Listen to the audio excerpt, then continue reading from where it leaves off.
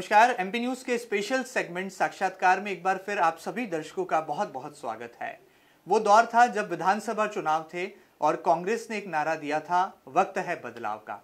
मध्य प्रदेश में सत्ता परिवर्तन भी हो गया और बदलाव का वक्त भी आ गया। ये नारा सबसे ज्यादा मध्य प्रदेश में बुलंद किया था मध्य प्रदेश कांग्रेस की बुलंद आवाज कही जाने वाली मीडिया प्रभारी और पूर्व राष्ट्रीय अध्यक्ष महिला कांग्रेस श्रीमती शोभा ओझा जी ने। वो आज हमारे साथ हैं और साक्षात्कार में तमाम दर्शकों से जुड़े सवालों पर सीधे और बेबाक जवाब देने वाली हैं। शोभा जी, आपका बहुत बहुत स्वागत है। सबसे पहले तो क्या वाकई में अब ये लोकसभा चुनाव है, मध्य प्रदेश में जब विधानसभा चुनाव थे आपने कहा था वक्त है बदलाव का, क्या ये जो बदलाव का दौर है ये अब भी अनवरत रूप से जारी है? बिल्कुल। मध्य प्रदेश चुनाव में हमने वक्त है बदलाव का नारा बुलंद किया था, तो लोकसभा में हमने जो नारा बुलंद किया वो है देश के दिल से दिल्ली तक अब कांग्रेस।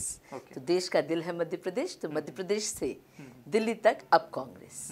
तो मतलब ये कहा जा सकता है कि कांग्रेस लगातार जिस रफ्तार से आगे बढ़ रही थी, जिस रणनीति के साथ आगे बढ़ रही थी, वही रणनीति अब लोकसभा चुनाव में भी आप अपनाएंगे? बिल्कुल। देखिए, विधानसभा के पहले हमारे पास एक वचन पत्र था बस, बिल्कुल, है ना, वो वचन हम दे रहे थे। तो जनता ने हमारे उन वचनों पे हमें वोट दिए। पर जब लोकसभा में हम आए हैं तो लोकसभा में हमें हमारी सरकार को 100 दिन हो गए और इन 100 दिनों में इस वचन पत्र के हमने 83 बिंदु पूरे कर दिए। तो आज हम अपने काम के बल पे वोट मांग रहे हैं। पहले विश्वास के बल पे मांगा था, आज हम अपने काम के बल पे वोट मांग रहे हैं। चलिए, बड़ी बात है। पहले विश्वास पर जो है जनता ने मतदान किया था, अपने मताधिकार का उपयोग किया था। एक बार फिर कांग्रेस पार्टी जनता जनार्दन के बीच जाने वाली है। अब मध्य प्रदेश की 29 लोकसभा सीटों की बात करें तो क्या रणनीति आप लोगों ने तैयार की है और क्या वाकई में कांग्रेस की सरकार बनने के बाद एक कंफर्टेबल पोजीशन में आ गई है अब कांग्रेस पार्टी? देखिए, बिल्कुल आ गई है। आप देखिए, आज बीजेपी पूरी तरह से बिखरी हुई है मध्य प्रदेश में। मध्य प्रदेश में उनको चुनाव लड़ने के लिए व्यक्ति नहीं मिल रहा है। भोपाल 20 दिन हो गए हमको कैंडिडेट डिक्लेयर कर रहे दिग्विजय सिंह जी को, पूरे नेता उनके भाग रहे हैं, तोमर भाग रहे हैं, शिवराज सिंह जी भाग रहे हैं, उमा भारती भाग रही, तमाम नेता मना कर रहे हैं कि हम नहीं चुनाव लड़ेंगे और कोई चुनाव लड़ने के लिए तैयार नहीं है। इसी तरह दूसरी सीट्स पे भी पूरी तरह से हैरान परेशान है बीजेपी, समझ नहीं आ रहा किसे उतारे। उसमें इंदौर भी मैं जोड़ूंगी। और जहां तक कांग्रेस का सवाल है, कांग्रेस पूरी तरह से तैयार है। फिर मैं कहूंगी कि हमारे 100 दिन के जो वादे जो हमने पूरे किए, वहीं 5 साल के जुमले जो मोदी जी ने दिए। आज जब 75 दिन हुए थे तो हमारे मुख्यमंत्री जी ने एक प्रेस कॉन्फ्रेंस लेके हिसाब दिया कि भाई मैंने 75 दिन में क्या क्या किया। वहीं क्या 5 साल का हिसाब देने के लिए मोदी जी तैयार हैं? मोदी जी डरते हैं। 5 साल में वो अपनी रिपोर्ट कार्ड नहीं पेश कर पाए कि आखिर जो उन्होंने जुमले दिए थे। बहुत हुई महंगाई की मार, अब की बार मोदी सरकार से हमारे कान गूंज गए थे 2014 में। और तब गैस की टंकी की कीमत 450 रुपये थी। आज एक आम आदमी से पूछे, एक गृहिणी से पूछे कि वो एक गैस की टंकी के लिए कितने रुपए दे रही है, वो 1000 कहीं किसी प्रदेश में दे रही, तो किसी प्रदेश में 1100 दे रही, तो 1200 दे रही। पेट्रोल डीजल की कीमतें हमारे भाइयों से पूछे, जब आज उनकी जेब जला रही है वो पेट्रोल डीजल की कीमतें। अच्छे दिन ताकते रह गए हम लोग। 15 लाख रुपए आने वाले थे सबके लिए, मुफ्त में आने वाले थे, ऐसा मोदी जी ने बताया था। तो 15 लाख तो दूर, जो काम धंधे चल रहे थे वो तक चौपट हो गए। मतलब जो घर चलता था, नोटबंदी, रात को फितूर आया मोदी जी को कि नोटबंदी करनी है। एक संगठित लूट का सपना आया उन्हें और उन्होंने नोटबंदी कर दी। और हालत ये कि छोटे काम धंधे सब चौपट। जो गब्बर सिंह टैक्स लगाया सब उससे चौपट। 2 करोड़ रोजगार प्रति वर्ष का वादा किया था, 2 करोड़ छोड़ 20 लाख प्रति वर्ष तक ये रोजगार नहीं दे पाए। लेकिन विपक्ष क्या कर रहा था? क्या विपक्ष मौन था? विपक्ष खामोश था? जब इतना ज्यादा अराजकता फैल रही थी तो विपक्ष की भूमिका कहाँ? नहीं, विपक्ष की भूमिका लगातार रही। सड़कों से लेकर पार्लियामेंट तक विपक्ष तो महिला कांग्रेस की राष्ट्रीय अध्यक्ष भी रही, फिर मध्य प्रदेश में आपने बड़ी भूमिका निभाई। कहा ही जा रहा था कि आप किंग मेकर के तौर पर उभरेंगे और विधानसभा चुनाव में कुछ ऐसा कमाल हुआ भी। तो अब इस लोकसभा चुनाव में कैसे देखते हैं? देखिए, लोकसभा, यही मैं कह रही हूँ, तो मोदी जी का 5 साल और हमारे 100 दिन, हम इसको लेके जनता के बीच में मध्य प्रदेश में जा रहे हैं। और हमने इन 100 दिन में क्या किया? हमने 100 दिन में जो हमने वचन दिया था किसानों को, क्योंकि हमारा अन्नदाता बहुत परेशान था। 21,000 किसानों ने 15 साल की बीजेपी की सरकार में आत्महत्या कर ली थी। तो सबसे बड़ी हमारा चिंता का विषय हमारे किसान थे। 2 लाख तक का कर्जा माफ करने की हमने बात करी थी। करीब 23 लाख किसानों का हम कर्जा माफ कर चुके हैं। बाकियों का चुनाव के बाद, आचार संहिता के बाद हम माफ कर देंगे। हमने बेटियों की ब्याह के लिए 51,000 रुपए कर दिए, जो कि 21,000 होते थे। बहुत बड़ा बदलाव है। हमने युवा स्वाभिमान योजना के तहत ट्रेनिंग तो हम दे ही रहे हैं युवकों को, 4,000 रुपए का स्टाइपेंड भी दे रहे हैं। जो ओबीसी का रिजर्वेशन केवल 14% होता था मध्य प्रदेश में, जबकि आबादी इनकी 52% है। और ओबीसी के 3 मुख्यमंत्री रहे। आपके गौड़ साहब रहे, उमा भारती रही, शिवराज सिंह चौहान रहे, मोदी जी ओबीसी के कंधे पे चढ़कर प्रधानमंत्री बन गए, पर उनके लिए कभी इनकी सोच नहीं रही। हमने वो उठा के 14% से उठा के 27% करा। लेकिन उस पर हाईकोर्ट ने अभी रोक लगाई है। नहीं, रोक नहीं, उसमें जवाब मांगा सरकार से, और हमने कहा है कि हम कटिबद्ध हैं, हम वो पूरा करेंगे। तो इस तरह से मतलब हर चीज हमने करी। जो अच्छा, बिजली का बिल हाफ करने की बात करी तो शहरी मतदाताओं के लिए हमने 100 रुपये प्रति 1 रुपये प्रति यूनिट करी, 100 यूनिट तक। ग्रामीण मतदाताओं के लिए पूरे देश में सबसे कम बिजली हमारे यहाँ 44 पैसे प्रति यूनिट उपलब्ध करा रहे हैं हम। तो ये तमाम चीजें जो हमने करी हैं। चलिए, इस लोकसभा चुनाव में श्रीमती शोभा ओझा जी की क्या भूमिका रही? क्योंकि विधानसभा चुनाव में आपने एक बुलंद आवाज के तौर पर अपनी सशक्त दस्तक दी, लगातार जनता तक आपकी आवाज पहुंची, और जो बार बार बीजेपी कह रही थी माफ करो महाराज, उसका भी आपने मुंह तोड़ जवाब दिया। अब आपकी क्या भूमिका इस लोकसभा चुनाव में निकल कर आने वाली? देखिए, लोकसभा चुनाव में भी क्योंकि मैं संगठन की व्यक्ति हूँ, मेरी हमेशा से रुचि संगठन में ज़्यादा रही है। विधानसभा में भी बहुत प्रेशर था मुझ पे चुनाव लड़ने का, पर मैंने कहा कि नहीं, मैं संगठन संभालना ज़्यादा पसंद करूँगी। इसी तरह लोकसभा चुनाव में भी मीडिया पूरा मैं देख रही हूँ, कैंपेन देख रही हूँ, और जो हमने काम किए उसका प्रचार प्रसार ज़्यादा से ज़्यादा हो, लोगों तक वो पहुँचे, और लोगों तक पहुँचने के अलावा जो दुष्प्रचार बीजेपी कर रही है उसको हम रोक सकें। ये तमाम चैलेंजेस हमारे सामने हैं। तो फिर लोकसभा में मेरी वही भूमिका रहेगी जो विधानसभा के टाइम थी, और हम अपनी मेहनत से इस बार लोकसभा में अच्छा प्रदर्शन करते हुए ज़्यादा से ज़्यादा सीट जीतेंगे, जिससे कि हम आदरणीय हमारे राहुल गांधी जी के हाथ मजबूत कर सकें। चलिए, ऐसा कहा जा रहा है कि सियासी गलियारों में कि इस लोकसभा चुनाव के नतीजे ये तय करेंगे कि श्रीमती शोभा ओझा जी मध्य प्रदेश कांग्रेस की अगली प्रदेश अध्यक्ष होंगी या नहीं होंगी। क्या इन बातों में सच्चाई है?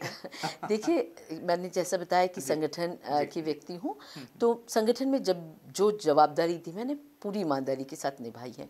मैंने प्रदेश की भी जवाबदारियां निभाई हैं, तो राष्ट्रीय स्तर पे भी निभाई हैं, और 35 साल का मेरा ये संगठन का अनुभव है। तो पार्टी जब जो जवाबदारी देगी मैं उसे पूरी तरह से निभाने के लिए तैयार रहूंगी। और जब मैंने मीडिया की जवाबदारी मुझ पर डाली गई थी विधानसभा के पहले, तो मुझसे हर व्यक्ति पूछ रहा था कि ये प्रमोशन है या डिमोशन है, क्योंकि राष्ट्रीय अध्यक्ष के बाद आके मीडिया का हेड बनना कोई बड़ी बात नहीं कहलाती है। पर मैंने तभी भी कहा था कि न तो ये प्रमोशन है न डिमोशन है, एक जवाबदारी है। तो मैंने कोई भी पद को कभी प्रमोशन या डिमोशन नहीं माना है, एक जवाबदारी मानी है और उसको निभाया है। अच्छा, इंदौर के बारे में आपका क्या कहना है? क्योंकि आपकी कर्मभूमि इंदौर भी रही है, आपने चुनाव भी इंदौर की सरजमी से ही लड़ा। ये बात अलग है कि आप दिल्ली तक पहुंची। इंदौर को लेकर क्या ख्याल है? इंदौर की जनता को लेकर कांग्रेस का दर्द क्यों नहीं सामने आता है? आखिर क्या वजह है कि 8 बार से बीजेपी जीत रही है? क्या कांग्रेस ऐसा कोई नेतृत्व इंदौर में तैयार नहीं कर पाई? नहीं, मैं ये नहीं कहूँगी। देखिए, मैं कहूँगी कि बीजेपी का संगठन इंदौर में काफ़ी मजबूत रहा है। बीजेपी के अलावा आरएसएस का संगठन इंदौर में बहुत मजबूत रहा है। जब भी कहीं चर्चा चलती मैं यही कहती हूँ कि नागपुर से ज़्यादा अगर संगठन आरएसएस का कहीं मजबूत है तो वो इंदौर है, और वो लगातार काम करता है, और उसी का फ़ायदा बीजेपी को मिलता है, बीजेपी के नेताओं को मिलता है। टिकट किसी को कहीं से मिल जाए वो जीतता है, इसलिए क्योंकि आरएसएस का ग्राउंड वर्क करा रहता है, इसलिए वो लाभ इंदौर में मिलता है।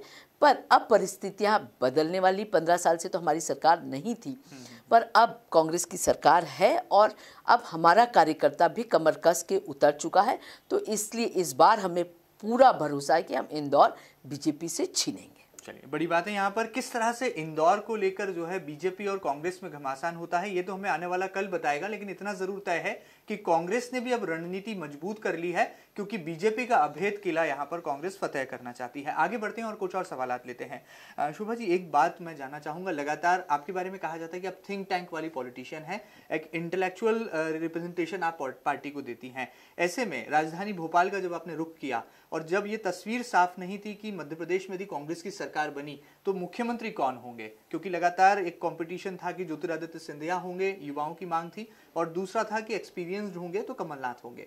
तो कैसे इस मोड़ को आपने जिया या बहुत अनुभव किया?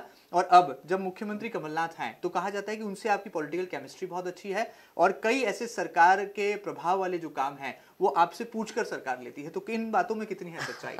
देखिए, मैं नहीं कहूंगी कि मुझसे ऐसे पूछा जाता है। मैं सरकार में नहीं, संगठन में जरूर पूरा अपना सरकार में भी बन जाती है। संगठन में जरूर मैं पूरी अपनी बात रखती हूँ और पूरे मतलब खुल के रखती हूँ, बिना किसी हिचक के रखती हूँ। बाकी जहाँ तक चुनाव का सवाल था, चुनाव एकजुट होकर हमने लड़ा और वही कारण था हमारी जीत के पीछे भी। जो बिखराव बिल्कुल भी नहीं था कांग्रेस में। ज्योतिरादित्य सिंधिया जी भी थे तो दिग्विजय सिंह जी भी थे तो पचौरी जी भी थे, तो सबका नेतृत्व कमलनाथ जी कर रहे थे। और कमलनाथ जी का एक सालों का एक्सपीरियंस है, जिसके चलते उन्होंने हर अलग अलग संगठनों से चर्चा करी, स्ट्रैटेजी सही बनाई और उसके चलते हम जीते। तो मुख्यमंत्री जी भी कमलनाथ जी को बनाया गया क्योंकि एक उनका एक्सपीरियंस बहुत काउंट कर रहा था। उनके नेतृत्व में हम चुनाव जीते थे और मुख्यमंत्री बनने के बाद भी लगातार जो उनका काम करने का तरीका है उससे बहुत कुछ सीखा जा सकता है। मतलब इतने ऑर्गेनाइज्ड हैं वो, और जिसे कहना चाहिए कि एक क्लियर विजन के साथ, कोई कंफ्यूजन के बिना काम करते हैं। और जो वर्किंग आवर्स हैं वो देख लें तो अच्छे अच्छे युवा परेशान हो जाएं, मतलब वो उनका दिन मेरे ख्याल से 7-8 बजे से चालू होता है तो रात के 12, 12:30, 1 बजे तक वो काम करते रहते हैं और काम में भी पूरी क्लियरिटी के साथ उनके रहते। मुझे पूरा विश्वास है कि जो विकास छिंदवाड़ा ने किया था, जो मॉडल छिंदवाड़ा का है कि वहाँ स्कूल्स अच्छे हैं, सरकारी स्कूल हो चाहे अस्पताल हो सरकारी, एक आम आदमी का सरोकार तो आज मतलब विश्वास सरकारी स्कूल हो सबसे उठ चुका है। गरीब से गरीब व्यक्ति सोचता है कि मैं मेरे बच्चे को सरकारी में ना पढ़ाऊं, तो वो कहीं ना कहीं फेलियर है किसी भी गवर्नमेंट का। तो आप छिंदवाड़ा जाके देखेंगे तो आपको सरकारी स्कूल इतने अच्छी स्थिति में मिलेंगे कि आदमी चाहेगा कि वहां बच्चा पढ़े। तो वो विजन है कमलनाथ जी का और मुझे पूरा विश्वास है कि 5 साल में इस प्रदेश की पूरी कायाकल्प होगा और हम विकसित प्रदेशों में आ जाएंगे। एक बड़ी बात है कि अग्नि परीक्षा का दौर भी है। मुख्यमंत्री जी भी अब चुनाव लड़ रहे हैं, चूंकि उन्हें विधानसभा का सदस्य होना जरूरी है संवैधानिक रूप से, और उनके बेटे नकुलनाथ वो लोकसभा चुनाव लड़ रहे हैं। तो ऐसे में कांग्रेस पार्टी का कितना फोकस इन दिनों छिंदवाड़ा पर बढ़ गया है, क्योंकि आप बार बार छिंदवाड़ा मॉडल को आदर्श बता रहे हैं और उसके आधार पर विकास भी करने वाले हैं। तो ये छिंदवाड़ा का चुनाव कोई चैलेंज है क्या कांग्रेस? नहीं, बिल्कुल भी नहीं है। देखिए, छिंदवाड़ा से आदरणीय कमलनाथ जी 9 बार सांसद रहे हैं और जनता छिंदवाड़ा की, मतलब आप सोचिए कि बस ये सोच के कि कमलनाथ जी मुख्यमंत्री होंगे, छिंदवाड़ा की 8 विधानसभा से कांग्रेस जीती इस विधानसभा में, तो आप समझ सकते हैं कि वो कितने पॉपुलर हैं, लोग उनको कितना स्नेह देते हैं। इसलिए वहां का चुनाव तो हमारे लिए कोई चैलेंज ही नहीं है। मैं समझती हूँ कमलनाथ जी स्वयं वहां बहुत कम समय रहेंगे, चाहे वो लोकसभा छिंदवाड़ा की बात करें या उनकी विधानसभा के चुनाव की बात करें, वो जनता और उनका परिवार वो लड़ लेगा। उनके वहां रहने की कोई ऐसी आवश्यकता भी नहीं है, क्योंकि वो कोई एक दिन चुनाव को देखते हुए नहीं वहां पहुंचते हैं। उनका लगातार, मतलब आप छोटे से छोटे व्यक्ति के बारे में उनसे पूछ लो, उनको उनका पता रहता है, उनके दुख सुख हर चीज में वो भागीदार रहते हैं। इसलिए मैं समझती हूँ कि उनके लिए छिंदवाड़ा परिवार है और वहाँ उनको चुनाव की टाइम कोई जाके मेहनत करने की आवश्यकता नहीं है। अच्छा, एक बात बताइए कि दिग्विजय सिंह जी और कमलनाथ जी के बीच में कोई पॉलिटिकल डिफरेंसेस आए हैं क्या? क्योंकि भोपाल में जब मीडिया इंटरेक्शन के दौरान आदरणीय मुख्यमंत्री कमलनाथ जी ने कहा कि टिकट तो तय हो चुकी हैं और लिफाफा उनकी जेब में है, और उन्होंने एक टिकट ओपन कर दिया कि भोपाल से दिग्विजय सिंह होंगे। उस दरमियान दिग्विजय सिंह जी को ही नहीं पता था कि वो भोपाल से चुनाव लड़ रहे हैं। तो ये जो खबरें मीडिया में आती हैं, इनमें कितनी सच्चाई थी और क्या वाकई में ये ओपिनियन डिफरेंसेस आए? नहीं, बिल्कुल भी नहीं। देखिए, कमलनाथ जी और दिग्विजय सिंह जी सालों से साथ काम कर रहे हैं और कमलनाथ जी, दिग्विजय सिंह जी कमलनाथ जी को बड़ा भाई मानते हैं और बड़े भाई के रूप में हमेशा कमलनाथ जी ने उनका साथ दिया है। और ये एक स्ट्रैटेजी है। आज देखिए भोपाल में दिग्विजय सिंह जी के कैंडिडेचर से हाल ये हुआ कि पूरी बीजेपी बिखर गई है, कोई उन्हें नाम नहीं मिल रहा, कोई चुनाव लड़ने को तैयार नहीं। चाहे शिवराज सिंह जी की बात करें वो नकार चुके हैं, तोमर साहब नकार चुके हैं, उमा भारती नकार चुकी, कोई लड़ने को तैयार नहीं है। एक तरह से वॉकओवर दे चुकी है कांग्रेस को बीजेपी वहाँ दिग्विजय सिंह जी के नाम के बाद। तो वो अपने आप में दिखाता है कि कितने बड़े स्ट्रैटेजिस्ट कमलनाथ जी हैं और किस तरह से जो बीजेपी भोपाल बीजेपी का एक गढ़ होता था वो भोपाल उनसे हम ऑलरेडी छीन चुके हैं।